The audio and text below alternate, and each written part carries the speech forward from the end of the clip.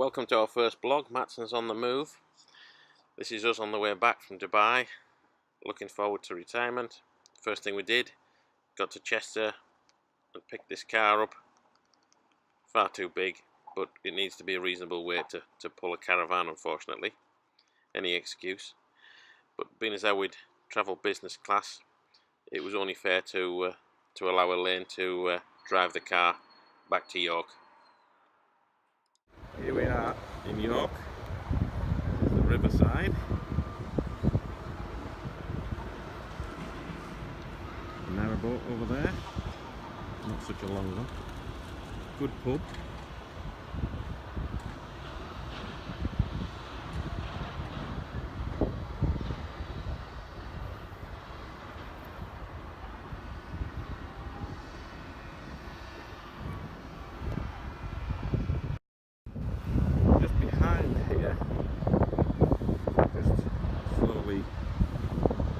Back.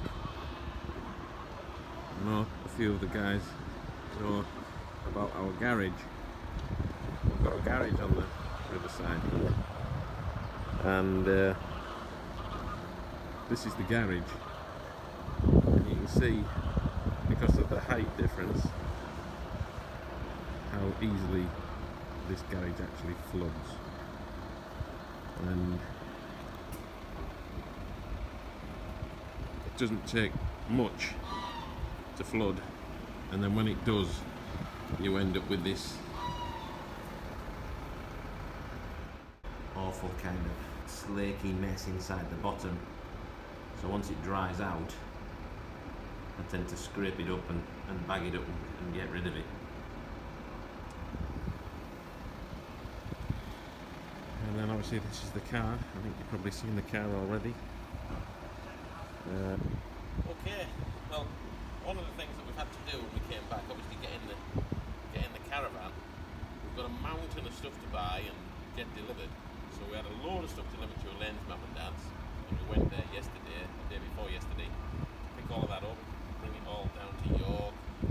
And then yesterday I went over to my parents, her parents' bedroom, too much, they already call it the warehouse.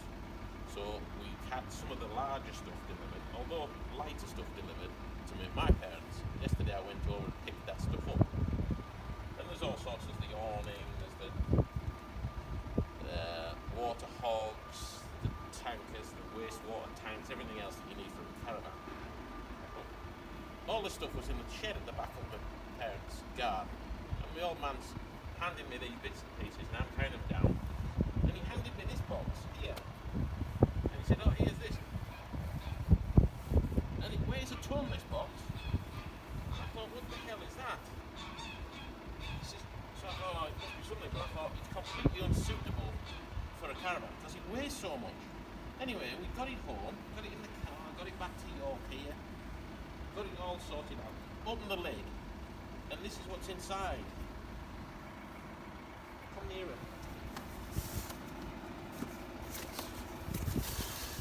It's actually a bloody great big car battery, which in fact we didn't order at all. And in fact he ordered it back in November for his car, obviously wanted to get rid of it, so just gave it to me. So now I'm lugging around this great big car battery in the back of the car. So I'm going to drop that off at some point. So that's it. So here we are, off to collect the Caravan. I think you can see that the car is a little bit full. Back, Paul's filling his face with Fruit pastels. Let's see how we go. We're already running a bit late, but never mind. That's retirement for you. We'll catch you shortly. Bye for now. So we picked the Caravan up, and there you can see it in the mirror. It's towing along behind quite nicely. And we are now on our way to Pippin's Caravan Park at Kristen Bank. Just waiting to turn off the A1, so we should be there shortly. We've just left the A1 and now we're on our way to Kristen Bank, to the Pippin's shining. It's a tropical 9 degrees. So we should be there shortly. It's 6:15, first day. We've got the awning up. A little bit creased, obviously it's been in a wrapper for years. Got the caravan set up, and we're just gonna go out now, pretty sharpish because I'm starving. 6 o'clock in the morning, and it's pretty sunny. You can get a bit of sun on the side of the van. Although it doesn't look it, it's actually -3, which is why the awning looks like it's frozen.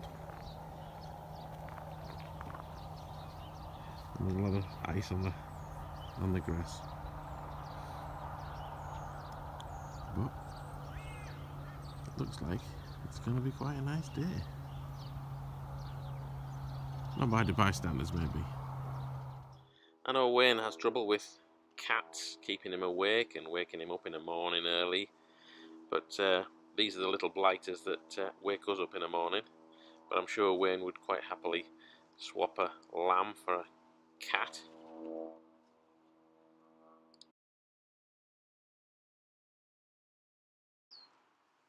This is the same sheep probably on a rainier day.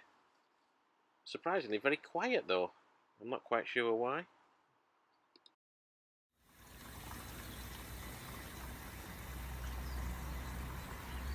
Here we are, Wednesday morning.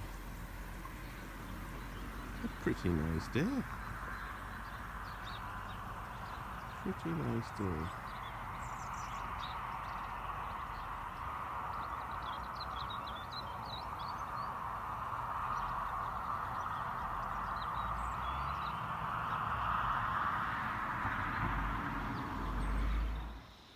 This is what a rainy day looks like in a caravan.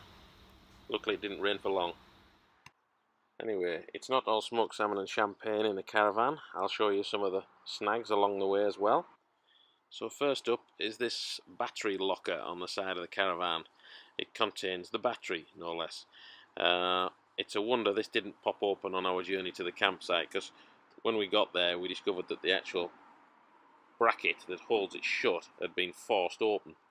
The reason being is that the battery that was fitted by the retailer hadn't been fitted at all, and it's just been pushed in, and these cables are holding the battery box cover off the caravan side, therefore forcing it open, breaking the lock. It basically needed the cables dressing back in properly, the battery refitting, and so that it wasn't putting so much pressure on the shutter door, and then the catch refurbishing and refitting to get it back put together. But so far so good. Next up is these wheel locks. Not so much a snag, but just a really poor design in my view. Each of these wheels has to be in exactly the right position to locate the lock. So twin axle, obviously you can never get two wheels in the right position. So your position of your caravan is dictated by it. It just doesn't work. So you've basically got to jack your caravan up, turn the wheels to the right position, lower your caravan back down. Because these are such stubborn and awkward things, we've actually given them the names of our most favoured neighbours, Hobbs and Maynard.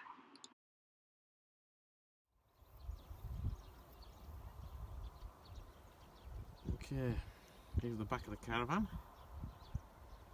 Camera, high level brake light, and the Swift graphic. And then over here we have the 635 Grande graphic. Over here we have the Elegance graphic.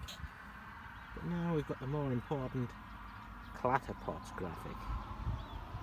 So if you see that on the A19, year 1, you know who it is. This is the front of the caravan. Now, you take your eyes up.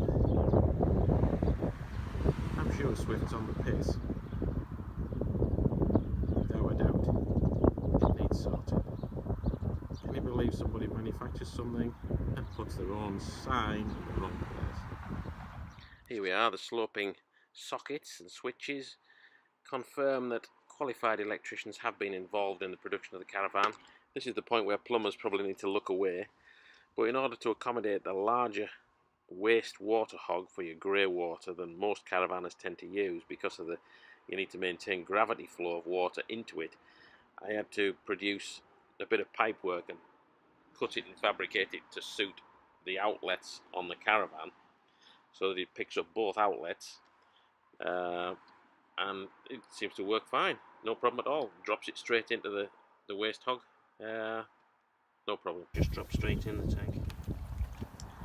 I've also discovered caravanning that it's a lot easier to employ little people to do much of the slave work, emptying water canisters and filling up freshwater tanks, because they don't take up a lot of space.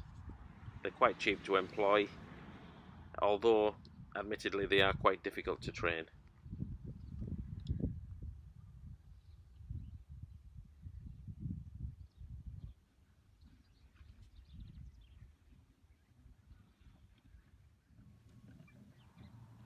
And this is us now coming back from the water point, having filled up and emptied.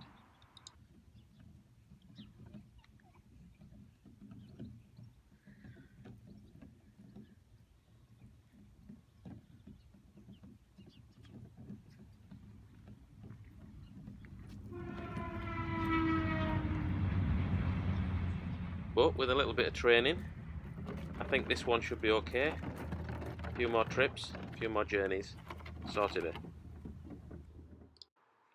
Little people do need quite a bit of exercise to run off their energy, so caravanning is an ideal environment for that. You can go for walks here and there, and this is one that we went on just near the caravan site.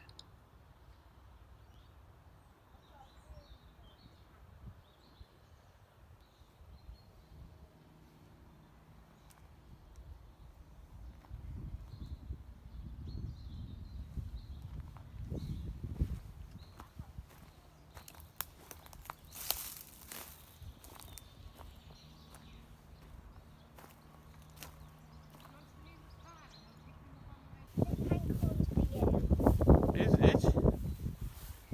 Thank you very much. That's all I ever wanted.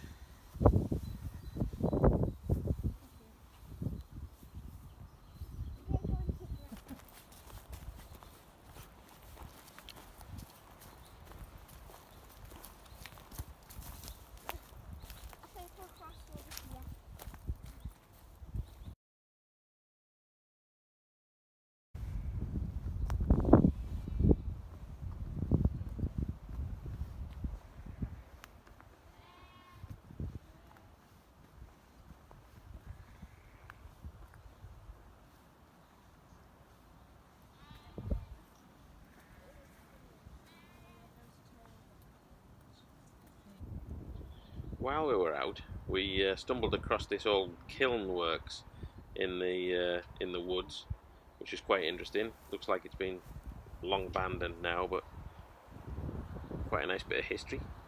There was 4 kilns on all the way around this one building.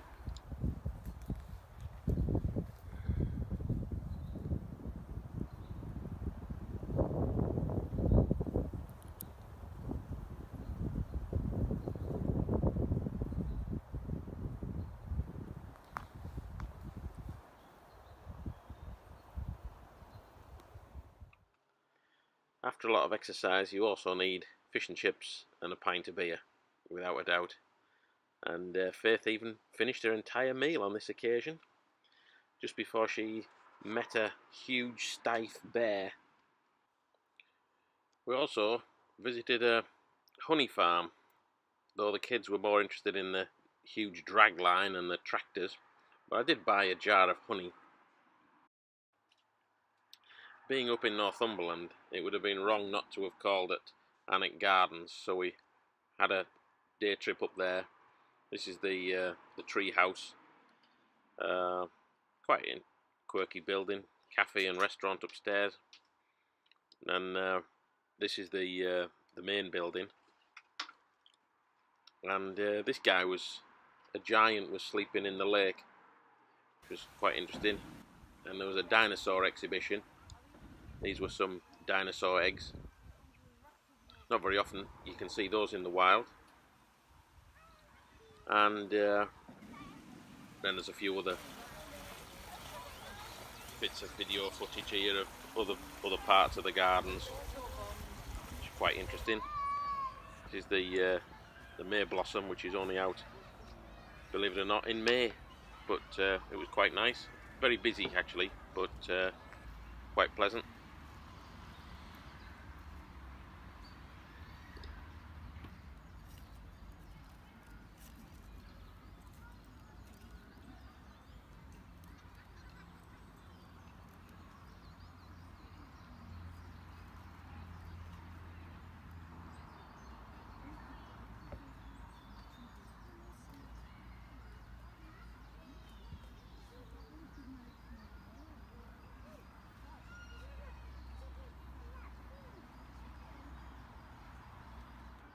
We had another excuse for a word search, and a pint and a nice pie.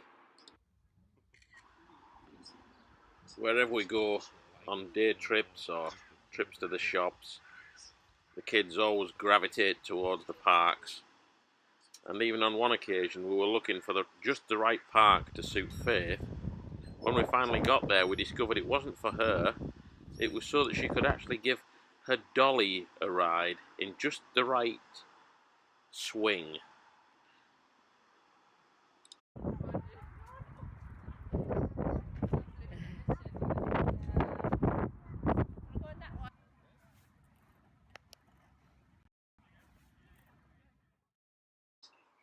Before we left Northumberland, we spent an afternoon up at Warkworth and crossed the 14th century bridge and had our photo taken on the top.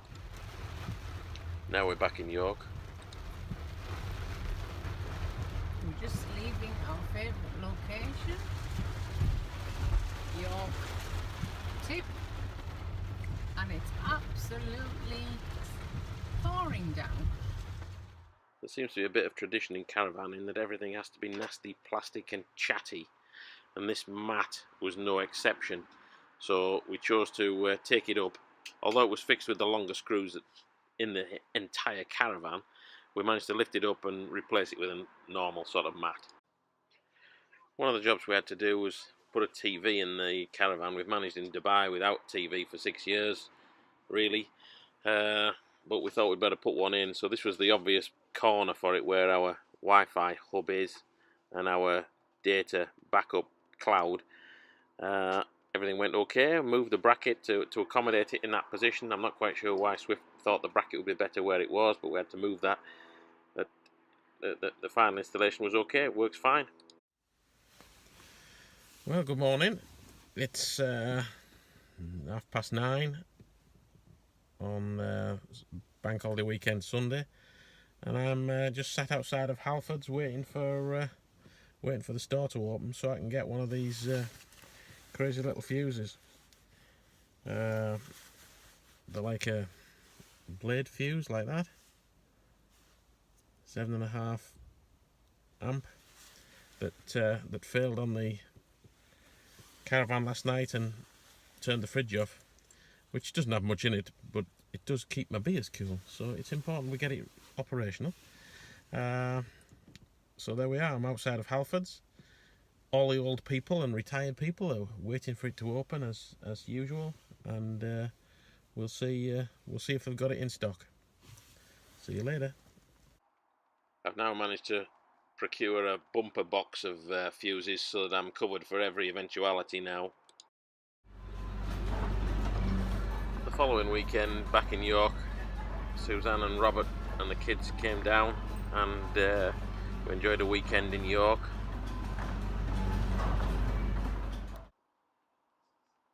We always enjoy having them at the apartment.